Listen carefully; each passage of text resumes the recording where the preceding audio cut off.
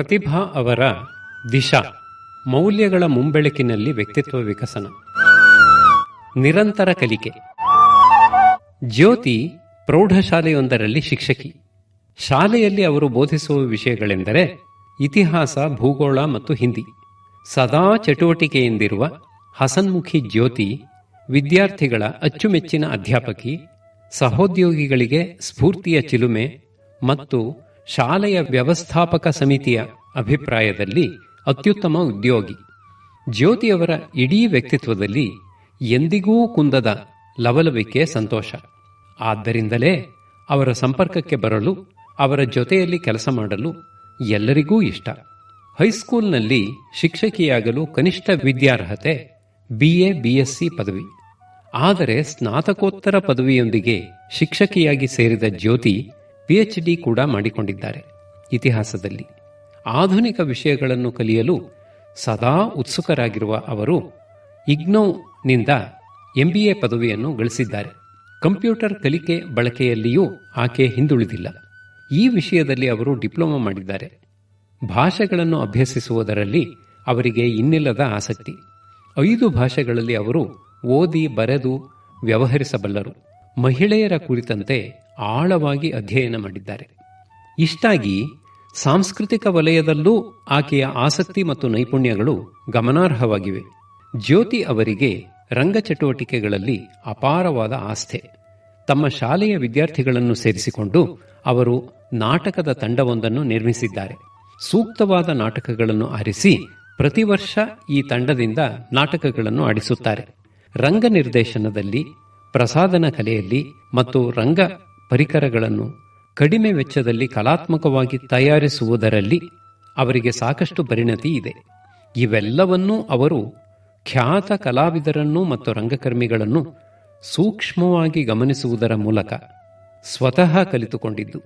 ವಿವಿಧ ಕ್ಷೇತ್ರಗಳಲ್ಲಿ ಪಾರಂಗತರಾದ ವಿದ್ವಾಂಸರನ್ನು ಶಾಲೆಗೆ ಕರೆಸಿ ಏರ್ಪಡಿಸುವ ಉಪನ್ಯಾಸಗಳಿಗೆ ಆಕೆ ತಪ್ಪದೆ ಹಾಜರಾಗುತ್ತಾರೆ. ಅವುಗಳನ್ನು ಆಲಿಸಿ ಮುಖ್ಯಾಂಶಗಳನ್ನು ಬರೆದುಕೊಳ್ಳುತ್ತಾರೆ. ಹೀಗಾಗಿ ತಮ್ಮ ಬೋಧನೆಯ ವಿಷಯಗಳಲ್ಲಿ ಮಾತ್ರವಲ್ಲದೆ ಇತರ ಹಲವು ವಿಷಯಗಳ ಬಗ್ಗೆಯೂ ಆಕೆಗೆ ಮಾಹಿತಿ ಇದೆ. ತಮ್ಮ ಬೋಧನೆಯನ್ನು ಮತ್ತಷ್ಟು ಪರಿಣಾಮಕಾರಿಯಾಗಬಲ್ಲ ನೂತನ ಬೋಧನಾ ತಂತ್ರಗಳನ್ನು ಕಲಿತುಕೊಳ್ಳುವುದರತ್ತಲೂ ತಮ್ಮ ಗಮನವನ್ನು ಅವರು ಹರಿಸಿದ್ದಾರೆ. ತಮ್ಮ ಉದ್ಯೋಗ ಕ್ಷೇತ್ರದಲ್ಲಿ ಇಷ್ಟೊಂದು ಕ್ರಿಯಾಶೀಲರಾಗಿರುವ ಆಕೆ ಓರ್ವ ಸದ್ಗೃಹಿಣಿಯೂ ಹೌದು. ಜ್ಯೋತಿಯವರ ಅವಿರತ ಶ್ರಮವನ್ನು ಕಂಡು ಅವರ ಸಹೋದ್ಯೋಗಿಗಳು ಎಷ್ಟೋ ಬಾರಿ ಹೇಳಿದ್ದುಂಟು, ಇಷ್ಟೆಲ್ಲ ಕಷ್ಟಪಡುವುದೇಕೆ?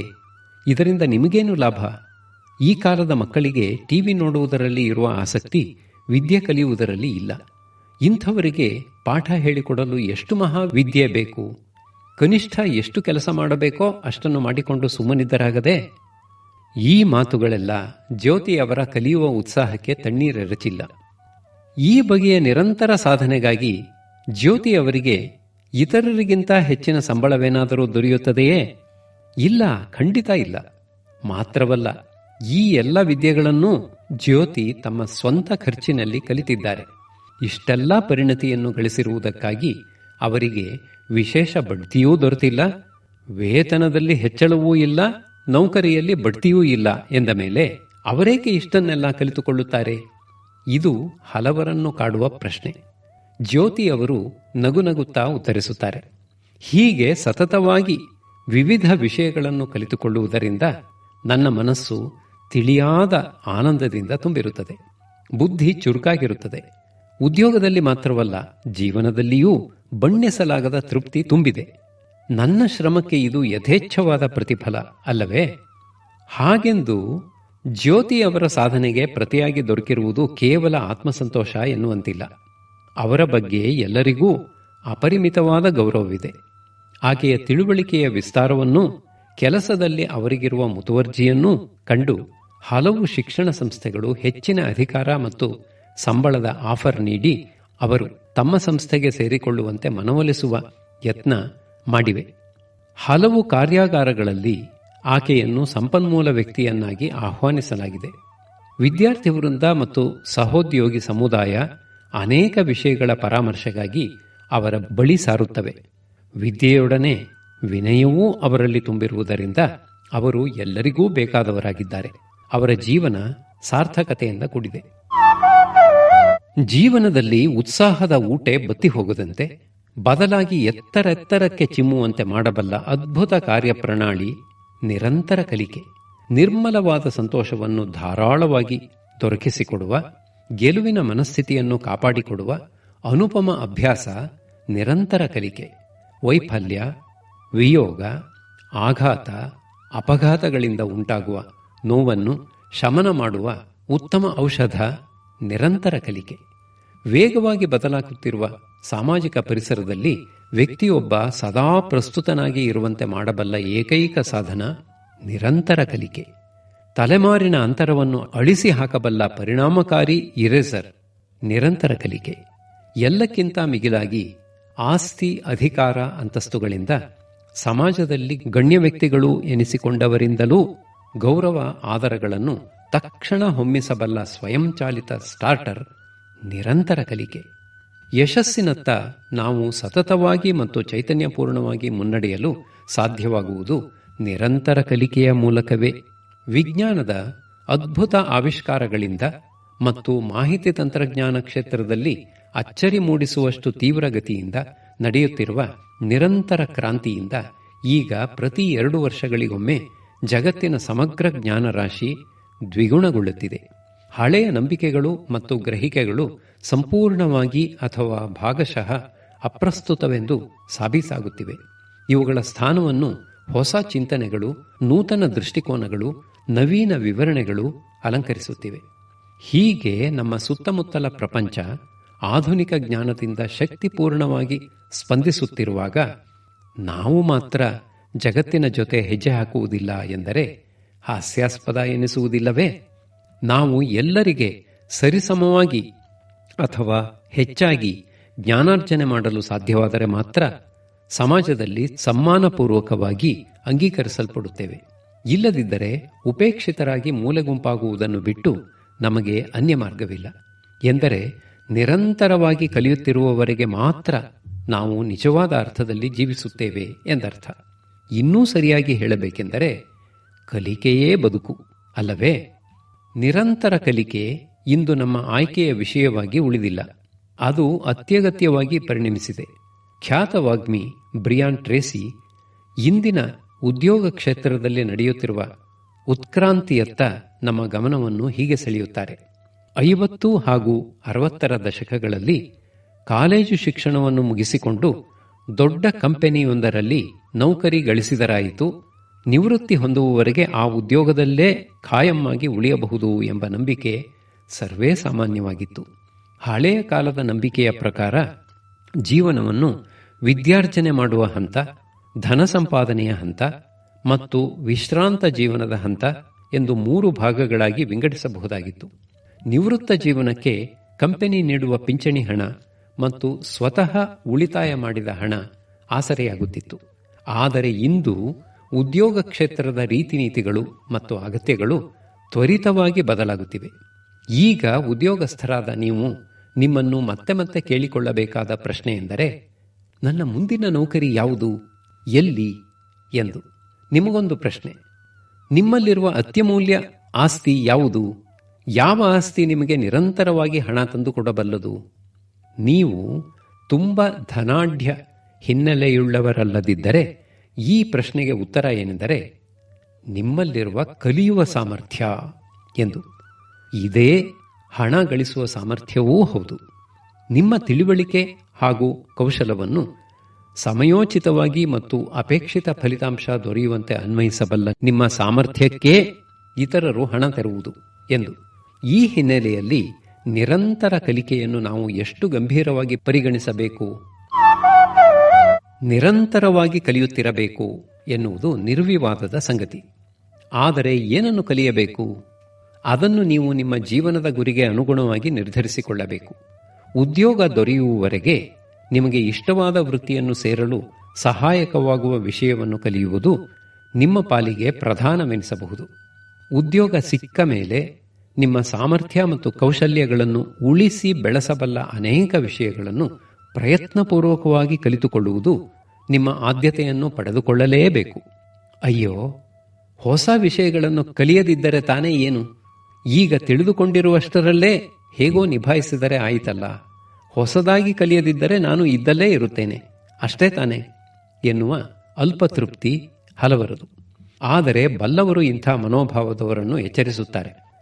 ನೀವು ಅವಿರತವಾಗಿ ಕಲಿಕೆಯಲ್ಲಿ ತೊಡಗದಿದ್ದರೆ ನೀವು ಇದ್ದಲ್ಲೇ ಇರುವುದಿಲ್ಲ, ಎಲ್ಲರಿಗಿಂತ ಹಿಂದೆ ಬಿದ್ದು ಬಿಡುತ್ತೀರಿ ಎಂದು.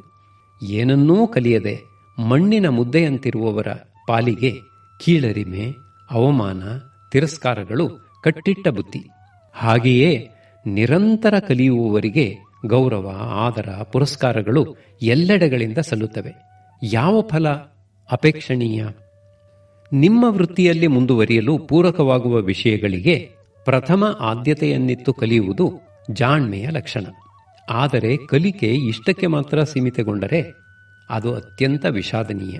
ಇದರ ಜೊತೆಯಲ್ಲೇ ಬುದ್ಧಿ ಹೃದಯಗಳನ್ನು ಸೂಕ್ಷ್ಮಗೊಳಿಸಬಲ್ಲ, ವಿಶಾಲಗೊಳಿಸಬಲ್ಲ ಕಲೆ, ತತ್ವಶಾಸ್ತ್ರ, ವಿವಿಧ ಭಾಷೆಗಳು, ಜೀವನೋಪಯೋಗಿ ಕೌಶಲಗಳೇ ಮೊದಲಾದ ವಿಷಯಗಳನ್ನು ಕಡೆಗಣಿಸದೆ ಕಲಿಯುವುದು ಪ್ರೌಢಿಮೆಯ ಸಂಕೇತ.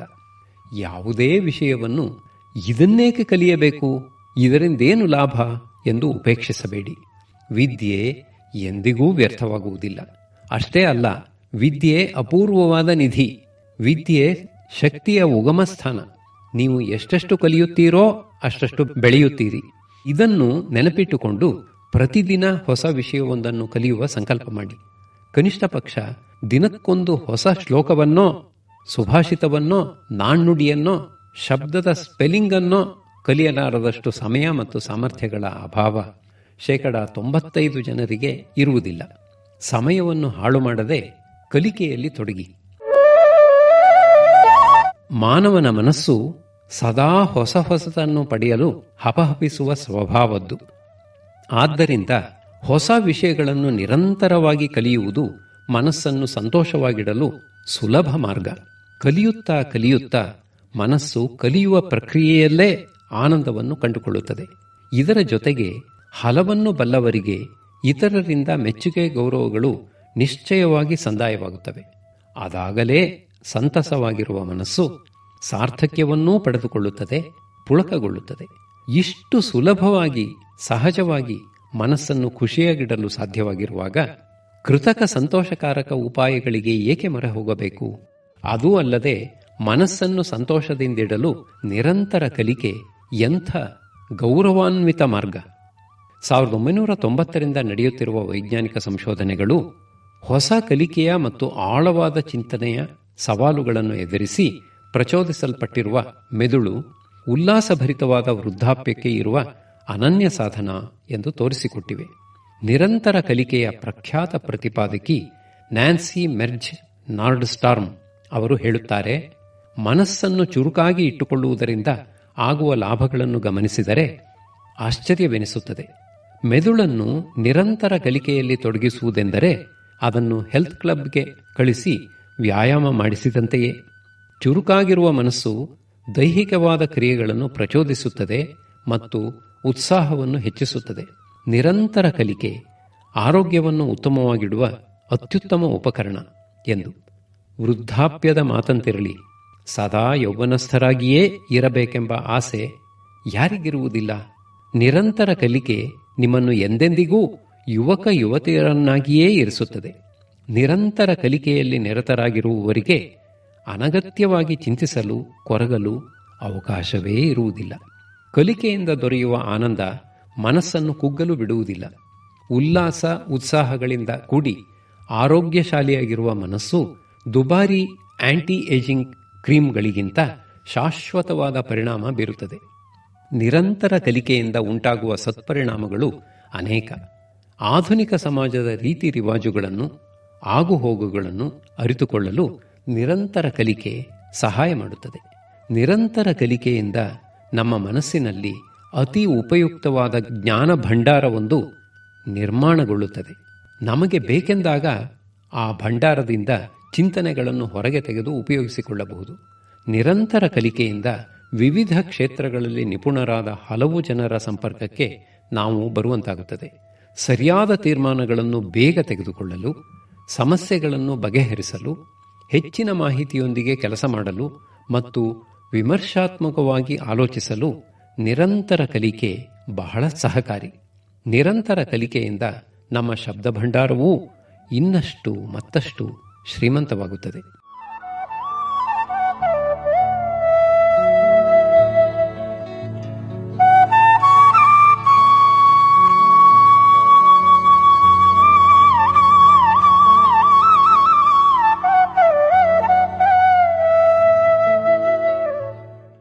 ನಮಗೆ ಬೇಕೆನಿಸುವ ವಿಷಯಗಳನ್ನು ಕಲಿಯಲು ಎಲ್ಲಿಗೆ ಹೋಗುವುದು?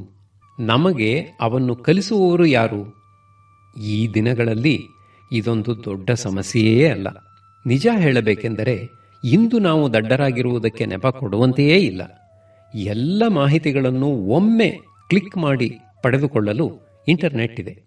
ವೃತ್ತಪತ್ರಿಕೆಗಳೂ ಕೂಡ ವಿವಿಧ ವಿಷಯಗಳನ್ನು ಹೇಳಿಕೊಡುವ ಸಂಸ್ಥೆಗಳ ಹೆಸರನ್ನು ಪ್ರಕಟಪಡಿಸುತ್ತವೆ. ದೂರವಿರುವ ಸಂಸ್ಥೆಗಳಿಗೆ ಹೋಗಿ ಕಲಿತುಕೊಳ್ಳಲು ಮನಸ್ಸಿಲ್ಲದವರು ತಮ್ಮ ಮನೆಯ ಆರಾಮದ ವಾತಾವರಣದಲ್ಲೇ ಕಲಿಯಲು ಆನ್ಲೈನ್ ಕೋರ್ಸ್ಗಳಿವೆ.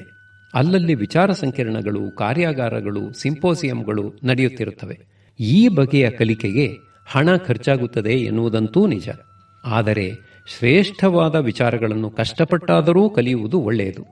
ನಮ್ಮ ಸಂಪಾದನೆಯ ಒಂದು ಅಂಶವನ್ನು ಪ್ರತಿ ತಿಂಗಳೂ ಹೊಸ ವಿಷಯಗಳನ್ನು ಕಲಿಯಲು ಮೀಸಲಿಡುವುದು ಒಳ್ಳೆಯ ಅಭ್ಯಾಸ. ನಾವು ಕಲಿಯುವುದನ್ನು ಸರಿಯಾಗಿ ಕಲಿತು ಪರಿಣತರಾದರೆ ಅದನ್ನು ಇತರರಿಗೆ ಹೇಳಿಕೊಡುವುದರ ಮೂಲಕ ಹಣ ಸಂಪಾದನೆ ಮಾಡುವ ಸಾಧ್ಯತೆ ಇದ್ದೇ ಇದೆ.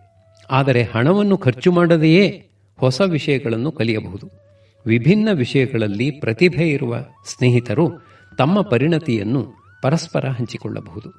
ಇತರರಿಗೆ ಹೇಳಿಕೊಟ್ಟಷ್ಟು ನಮ್ಮ ತಿಳುವಳಿಕೆ ಇನ್ನಷ್ಟು ಸ್ಪಷ್ಟವಾಗುತ್ತದೆ. ಸ್ನೇಹಿತರು ತಮ್ಮಲ್ಲೇ ಇರುವ ಪುಸ್ತಕಗಳನ್ನು ಪರಸ್ಪರ ಎರವಲು ನೀಡಬಹುದು.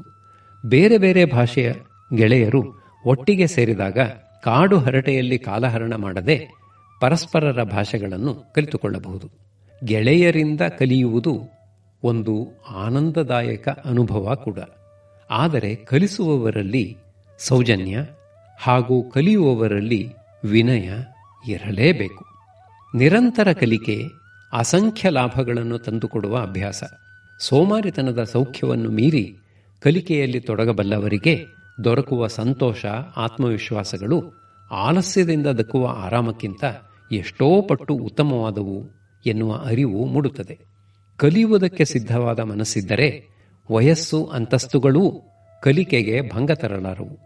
ಇತರರಲ್ಲಿರುವ ಸದ್ಗುಣಗಳನ್ನು, ಶಿಷ್ಟ ಆಚರಣೆಗಳನ್ನು ಗುರುತಿಸಿ ಕಲಿತುಕೊಳ್ಳಲು ವಿಶೇಷವಾದ ಸಲಕರಣೆಗಳು ಬೇಕಿಲ್ಲ. ತೆರೆದ ಮನಸ್ಸೊಂದು ಸಾಕು. ಅದಿದ್ದರೆ, ಅಂಥವರಿದ್ದರೆ ಶತ್ರುಗಳಿಂದಲೂ ಪಾಠ ಕಲಿಯಬಹುದು. ಉದ್ದೇಶಪಟ್ಟು, ಗಮನವಿಟ್ಟು ಪ್ರತಿದಿನ ಹೊಸ ಹೊಸತನ್ನು ಕಲಿತುಕೊಳ್ಳಲು ಪಣ ತೊಡೋಣ. ನಮ್ಮೊಂದಿಗೆ ನಾವೇ ಸ್ಪರ್ಧೆಗಿಳಿದು ಉತ್ತಮರಾಗೋಣ. ಪ್ರಸಿದ್ಧ ಲೇಖಕ ಚಕ್ ಗ್ಯಾಲೋಜಿಯವರ ಈ ಮಾತುಗಳನ್ನು ನೆನಪಿಟ್ಟುಕೊಳ್ಳೋಣ. ಕೊನೆಯೇ ಇಲ್ಲದಂತೆ ಕಲಿಯುವ, ಬೆಳೆಯುವ ಮತ್ತು ಪ್ರಗತಿ ಹೊಂದುವ ಆಸೆ ನಮ್ಮೆಲ್ಲರ ಒಳಗೇ ಇದೆ. ನಾವು ಈಗ ಇರುವುದಕ್ಕಿಂತ ಉತ್ತಮರಾಗಬೇಕು ಎನ್ನುವ ಹಂಬಲ ನಮ್ಮೆಲ್ಲರದು. ನಿರಂತರವಾದ ಮತ್ತು ಅಂತ್ಯವೇ ಇಲ್ಲದ ಪ್ರಗತಿ ನಮ್ಮದಾಗಬೇಕು ಎಂಬ ಬಯಕೆಗೆ ವಶರಾದಾಗ ನಾವು ಎಂದೆಂದಿಗೂ ಅಳಿಯದ ಸಾಧನೆಗಳ ಮತ್ತು ತೃಪ್ತಿಯ ಬಾಳನ್ನು ಬಾಳುತ್ತೇವೆ.